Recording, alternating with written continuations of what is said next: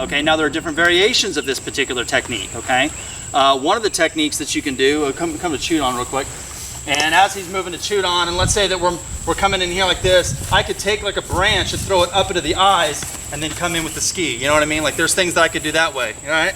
Or it could be something as simple as there could just be this, and I could maybe like whap a tree down, right? Like this, and grab this, and I can like hit, and then I can put this in his face and then come in with a ski that way. Anything to distract the eyes to get him thinking something else is Metsubushi no Ho. Do you catch what I'm saying? Another thing you'd want to do if you're trying to evade someone is to throw them off the beaten path. Like you guys seen in Suiton, where they'll take a rock and throw it into the water, a big rock to make it sound like they just jumped in the water and then run the other way.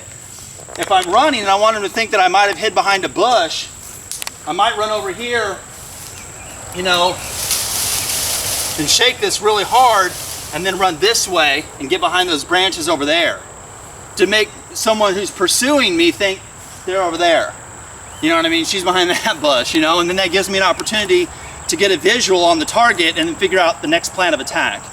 So the idea in all of the Goto, whether it's the Togaku-ryu Gotonpo or the Tomo-ryu TenChiJin, any of these kind of things, we're talking about the elemental aspects of ninjutsu. The biggest thing is in guerrilla warfare, there's this idea, and it's use the elements to your advantage. You go stronger as they grow weaker. If the person following me has to combat the elements, the Mokutan, the Dotan, the Kintan, the Suitan, the Katan, and me, just by divine protection alone, I have the advantage. If it's just him versus me and the elements, I have the advantage. And most people look at the elements as a disadvantage. It's hot, ugh. It's raining, ugh.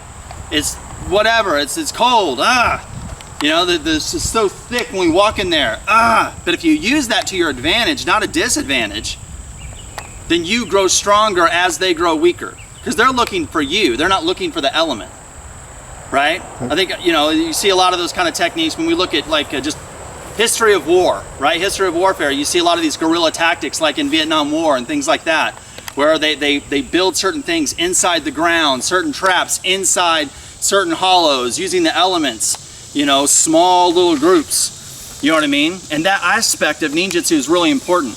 Like even in the Bon Senshikai, it says the samurai would train in Shinobi no Jitsu, or the samurai would train in ninjutsu, and the lower level people, the genin, they would train in inen, or the inen jutsu techniques, right? So they would do this, the reason for this is because they figured out, like in Koka and Iga and all these kind of things, they need to defeat a larger force. So how can a small group defeat a larger force?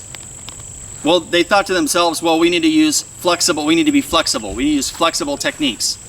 And the only way to be flexible with your techniques is to utilize ninjutsu. This is where this kind of quote, this kind of lesson from the Bon Senshikai come from. So in this context of what he's talking about how does a smaller force go after a larger force? You have to utilize flexible techniques. And the samurai of the area would be trained in ninjutsu, and the lower level people, the genin, would be trained in inen, right? Things like that. And then using that to your advantage, right? You guys have ever heard the philosophy like the War of the Flea? Have you heard that? Yes, Okay, it's the same thing. I mean, if we put in an MMA ring, or a boxing ring, or a kickboxing ring, if you put a flea on one side, and you put a dog on the other, and there's rules, there's nobody in the world that wouldn't think that the dog is much more bigger and powerful than a fucking flea. But when there are no rules, small group of fleas can take out a huge much bigger, stronger adversary because of the way they operate. And that's kind of the idea of guerrilla warfare, or the idea of ninjutsu. And we're going at it, come overhead with like this, and and then I come in with this, and like this kind of shit, right? We gotta go back and forth on this whole thing, right? But, I mean, if I have something in my hands, even if it's just something like this,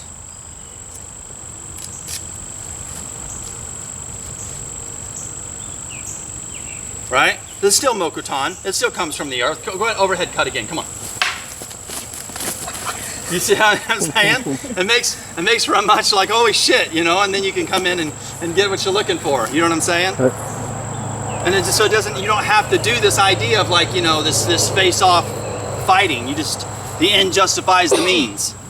And then from there, you become victorious. So when you look at, like, regardless whether it's Mokotan, Dotan, Kintan, and all this kind of stuff, the idea is to be able to utilize the elements to your advantage.